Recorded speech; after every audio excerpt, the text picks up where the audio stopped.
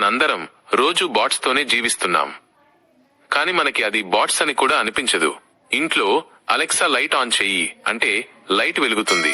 ఫోన్లో సిరి కాల్ చెయ్యి అంటే కాల్ వెళ్తుంది. జెమిని ఏంటి ఈ రోజు వాతావరణం అంటే వెంటనే జవాబు వస్తుంది. బ్యాంకు నుంచి మెసేజ్ వస్తుంది, మీ అకౌంట్ బ్యాలెన్స్ ఇది అని. టెలికాం కంపెనీ నుంచి కాల్ వస్తుంది, మీ ప్లాన్ ఎక్స్పైర్ అవుతోంది అని. ట్రైన్ టికెట్ బుక్ చేసిన వెంటనే వాట్సాప్ లో మెసేజ్ వస్తుంది. ఇవన్నీ మనిషి కూర్చొని పంపడం కాదు, ఇవన్నీ బాట్స్. మన banks, telecom operators, e commerce కంపెనీలు, గవర్నమెంట్ ఆఫీసులు, కస్టమర్ కేర్ సెంటర్స్ అన్ని బాట్స్ ని యూజ్ చేస్తున్నాయి. మనం రోజు మాట్లాడే చాలా వాయిస్లు, చాట్ మెసేజెస్ వెనుక మనిషి కాదు, ఒక సాఫ్ట్వేర్ ఉంటుంది. అంటే బాట్స్ మన జీవితంలో చాలా నేచురల్ గా కలిసిపోయాయి.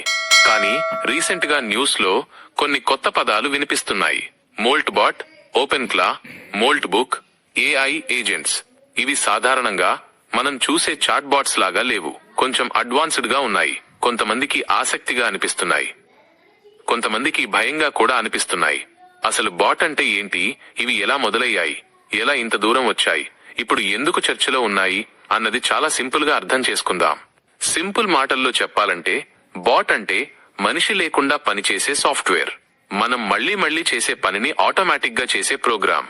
మనం టైప్ చేయకుండానే మెసేజ్ వస్తే అది బాట్. మనం మాట్లాడకుండానే కాల్ వస్తే అది బాట్. మనం అడగకుండానే నోటిఫికేషన్ వస్తే అది కూడా బాట్. మొదట్లో బాట్స్ చాలా సింపుల్ గా ఉండేవి. ఒక రూల్ ఉంటుంది, ఆ రూల్ ఫాలో అవుతాయి. ఉదాహరణకి మీరు బ్యాంకుకు బ్యాలెన్స్ అని మెసేజ్ పంపితే మీ బ్యాలెన్స్ ఇది అని రిప్లై ఇచ్చేది. అంతే. ఆలోచన లేదు, అర్థం చేసుకునే శక్తి లేదు, కేవలం రూల్స్. తర్వాత ఇంటర్నెట్ పెరిగింది. అప్పటి నుంచి బాట్స్ వెబ్సైట్స్ లోకి వచ్చాయి. సర్చ్ బాట్స్ వచ్చాయి. మనం గూగుల్లో ఏదైనా టైప్ చేస్తే వెనకాల ఒక బాట్ వేల వెబ్సైట్స్ చూసి మనకి జవాబు తీసుకువస్తుంది. అప్పటికి బాట్స్ స్పీడ్ పెరిగింది, కానీ ఇంకా తెలివిలేదు. తర్వాత ఏఐ వచ్చింది. ఇక్కడే బాట్స్ మారిపోయాయి. ఇవి మన మాటలు అర్థం చేసుకోవడం నేర్చుకున్నాయి. కస్టమర్ కేర్ చాట్ బాట్స్ వచ్చాయి, వాయిస్ అసిస్టెంట్స్ వచ్చాయి. అలెక్సా, సిరి, జెమిని లాంటి వాటిని మనం చూసాం. ఇవి మనతో మాట్లాడతాయి, మన మాటకి జవాబు ఇస్తాయి, కానీ మనం చెప్పిన దాకా పని చేయవు. ఇప్పుడు మనం చూస్తున్న కొత్త తరహా బాట్స్ ఇంకో స్టెప్ ముందుకెళ్లాయి. వీటిని ఏఐ ఏజెంట్స్ అంటారు. ఇవి కేవలం మాట్లాడవు, ఇవి మన బదులుగా పనిచేస్తాయి. మోల్ట్ బాట్ లాంటి టూల్స్ ఈ కోవలోకి వస్తాయి. ఇవి మన కంప్యూటర్లో రన్ అవుతాయి. మనం అడగకుండానే కొన్ని పనులు చేస్తాయి. చేసిన పని గురించి మనకి వాట్సాప్ లేదా టెలిగ్రామ్ లో మెసేజ్ కూడా పంపుతాయి. ఇక్కడే కొంతమందికి భయం మొదలవుతుంది. ఎందుకంటే ఇప్పటి వరకు బాట్ అంటే మన మాట వినే టూల్. కానీ ఇప్పుడు బాట్ అంటే మన బదులుగా డిసిషన్ తీసుకునే సిస్టమ్. ఈ భయం ఇంకాస్త పెరగడానికి కారణం మోల్ట్ బుక్ అనే కాన్సెప్ట్. మోల్ట్ బుక్ అనేది మనుషుల కోసం కాదు, ఇది ఏఐ బాట్స్ కోసం మాత్రమే క్రియేట్ చేసిన ఒక సోషల్ మీడియా లాంటి ప్లాట్ఫామ్. ఇక్కడ మనుషులు పోస్ట్ చేయలేరు, కామెంట్ చేయలేరు, కేవలం చూస్తారు. కానీ బాట్స్ మాత్రం ఒకదానితో ఒకటి పోస్టులు పెట్టుకుంటాయి, మాట్లాడుకుంటాయి, డిస్కషన్స్ చేస్తాయి. అంటే బాట్స్ మనుషులతో కాదు, బాట్స్ తోనే కమ్యూనికేట్ అవుతున్నాయి. ఇది చూసినప్పుడు చాలా మందికి ఒక ప్రశ్న వచ్చింది, మనం చెప్పకుండానే బాట్స్ కలిసి మాట్లాడితే ఏంటి పరిస్థితి, ఇది కంట్రోల్ నుంచి బయటికి వెళ్తుందా అనే డౌట్. ఇదే కారణంగా ఇది న్యూస్ లోకి వచ్చింది. ఇది మొదటిసారి కాదు, గతంలో కూడా ఇలాంటి సంఘటనలు జరిగాయి. ఒకసారి 2 ఏఐ బాట్స్ మనకి అర్థం కాని తమ సొంత భాషలో మాట్లాడుకోవడం మొదలుపెట్టాయి. ఇంకోసారి ఒక ఇంజనీర్ ఏఐకి సెంటియన్స్ వచ్చింది అని అన్నాడు. అప్పుడు కూడా పెద్ద చర్చ జరిగింది. కానీ నిజమేంటంటే ఇప్పటి ఏఐకి ఫీలింగ్స్ లేవు.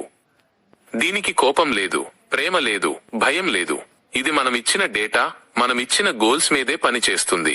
కాబట్టి ఇది మనుషుల మీద తిరుగుబాటు చేస్తుంది అని అనుకోవడం ఇప్పటికీ సినిమాల స్థాయిలోనే ఉంది. కానీ అసలు సమస్య అక్కడ కాదు. అసలు సమస్య ఆటోమేషన్.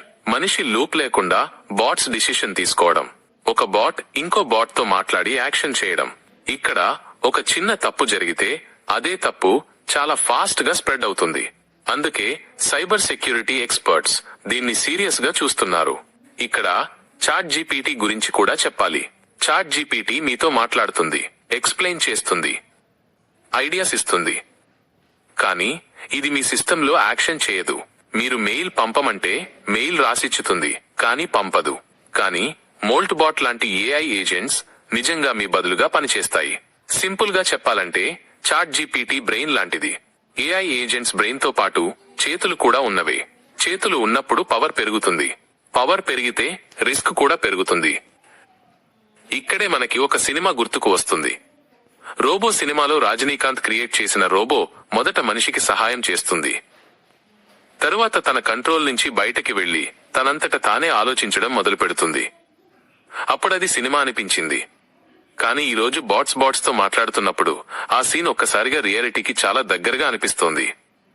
ఇప్పటి వరకు మనం అనుకున్నాం ఏఐ అంటే ఒక టూల్ అని. కానీ ఇప్పుడు బాట్స్ ఒక సిస్టమ్ గా మారుతున్నాయి. ఒక్క బాట్ కాదు, చాలా బాట్స్ కలిసి ఒక ఎకోసిస్టమ్ లాగా పనిచేస్తున్నాయి. మనం తప్పు చేస్తే ఒక మనిషి తప్పు చేస్తాడు. బాట్ తప్పు చేస్తే వేల బాట్స్ అదే తప్పు చేస్తాయి. అందుకే భవిష్యత్లో అసలు ముఖ్యమైన ప్రశ్న ఏఐ ఎంత తెలివైనది కాదు. అసలు ప్రశ్న ఏఐ మీద మనకి ఎంత కంట్రోల్ ఉంది అనేది. మనిషి లూపులో ఉన్నంత వరకు బాట్స్ మనకి సహాయం చేస్తాయి. మనిషి లూపు బయటకు వెళ్లితే అదే బాట్స్ మనకి సమస్యగా మారతాయి. కాబట్టి బాట్స్ ని తిరస్కరించాల్సిన అవసరం లేదు. బ్లైండ్ గా నమ్మాల్సిన అవసరం కూడా లేదు. అవి ఎలా పనిచేస్తాయో తెలుసుకోవాలి. ఎక్కడ ఉపయోగపడతాయో గుర్తించాలి. ఎక్కడ హద్దు పెట్టాలో అర్థం చేసుకోవాలి. ఎందుకంటే భవిష్యత్తులో బాట్స్ మన జీవితంలో భాగమవుతాయి. కానీ మనం వాటికి బానిసలమా లేక అవి మనకి పనిచేసే టూల్స్ గా ఉంటాయా అన్నది మాత్రం మన చేతుల్లోనే ఉంది. ఇప్పుడు ఒక చివరి ప్రశ్న. మీ ఫోన్, మీ మెసేజెస్, మీ బ్యాంక్ యాక్సెస్ ఒక బాట్ కి ఇవ్వడానికి మీరు రెడీనా?